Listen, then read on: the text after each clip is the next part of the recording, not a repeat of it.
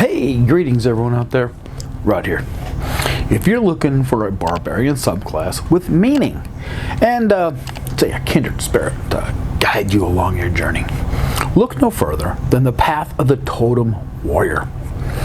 Seriously, the path of the Totem Warrior is what I refer to as the barbarian with a spirit animal to guide you along your path. So, I know I'm being redundant here.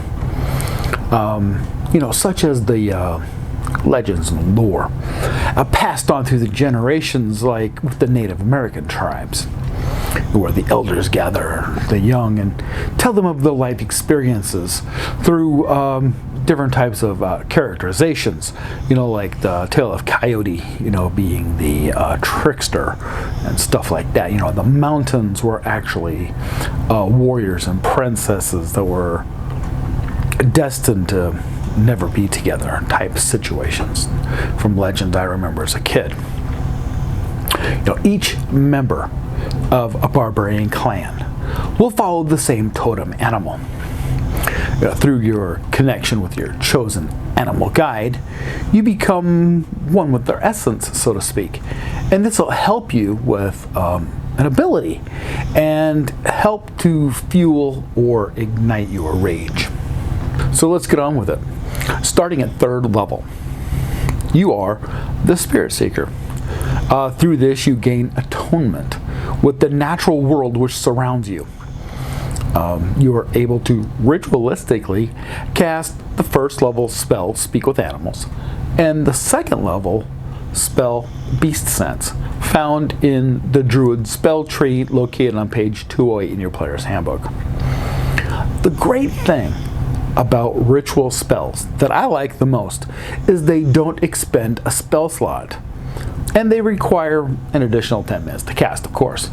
But as a barbarian, you don't cast spells, so this right here is a really good thing to have. You're able to do this. Also at 3rd level, you adopt your chosen spirit animal. By doing this, you must make or acquire a physical amulet or totem, which you must wear. And it must include like bones, claws, fur, feathers, even hair, or even the teeth of your totem animal. You're going to say, hold on a minute, Rod. This sounds kind of like the same process which the druids must take to create their druidic focus, correct? Well, it's very similar. It seriously is. It's very similar. Through this tribute, you gain minor features from your totem animal. Like maybe thick skin like a bear, or yellow slitted eyes like eagle, or maybe a keen sense of smell like a wolf, for instance. Which those are the 3 animals which they suggest you follow. With the bear, while in a raged state, you have resistance to all forms of damage except psychic. Now, these can cause physical damage to you, but that's a different story and a different subject. The eagle, while raging, other creatures have a disadvantage on attacks of opportunity against you. Also, you can use a dash action as a bonus action on your turn, which can give you a little extra speed there. With the wolf, while raging, your companions have advantage on their melee attacks against other creatures within 5 feet of you. That display hostility, of course. This is very similar to pack tactics, I think. At 6th level, you gain the following attributes depending on your spirit animal. The bear. You double your carry capacity and lifting ability. You also have advantage on strength checks to lift, pull, push, or even break an object. Now, the eagle, you have keen eyesight, which you can see up to a mile away without any problems at all. and you are able to make out or distinguish features and colors up to 100 feet away. That sounds pretty cool, doesn't it?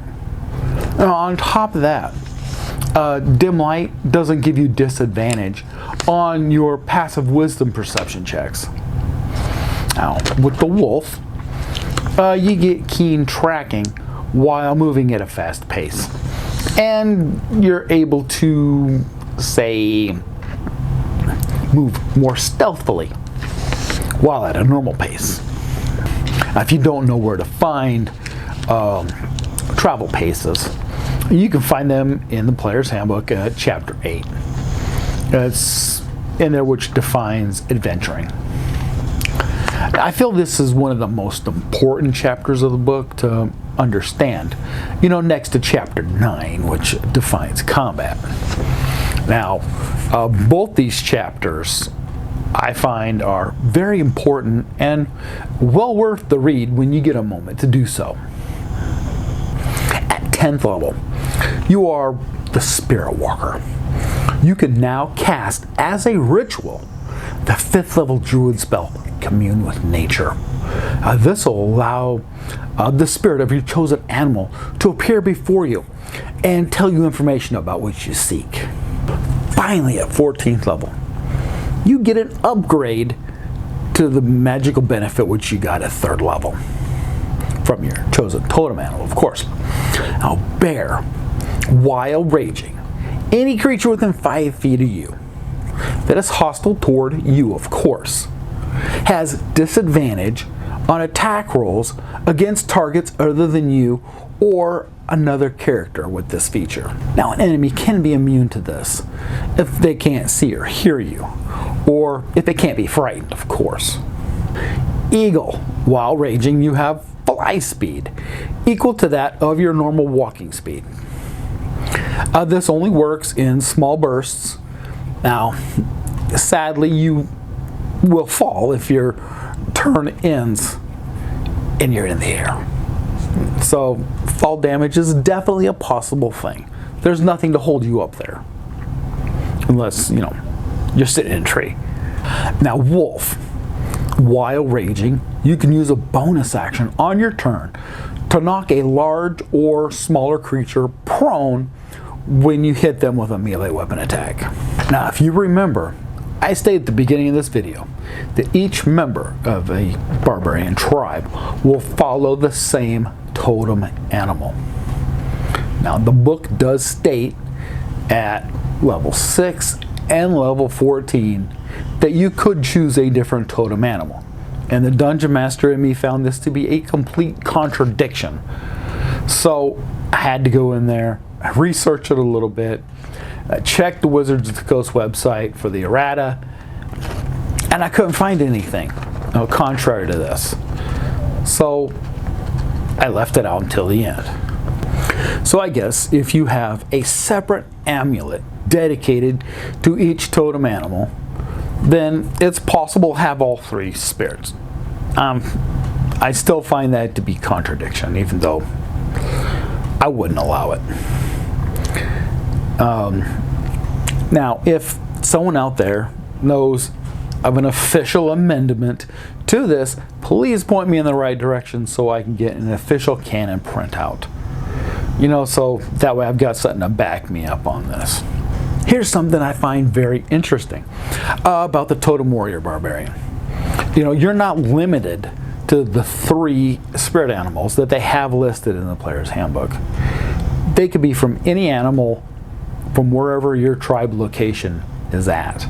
Say the buzzard, the hawk, the jackal, the otter, the panther, the coyote, even a snake and a lizard, for example.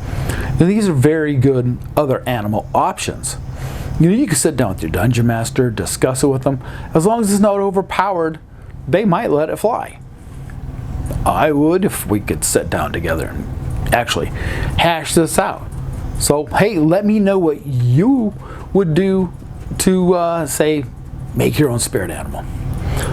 All the options are out there. You know, there's other homebrews out there on different websites and stuff. I find most of those to be overpowered because people are thinking, hey, I'm going to get in there and I'm going to break the system. But I don't like it when people try to break the system, because then it takes the fun away from everybody, and they're the only ones having fun. Well, over here you can find a link to my Druid playlist and another video that YouTube thinks that you might be interested in. Until we meet again, you have a great day, and hey, stay safe out there.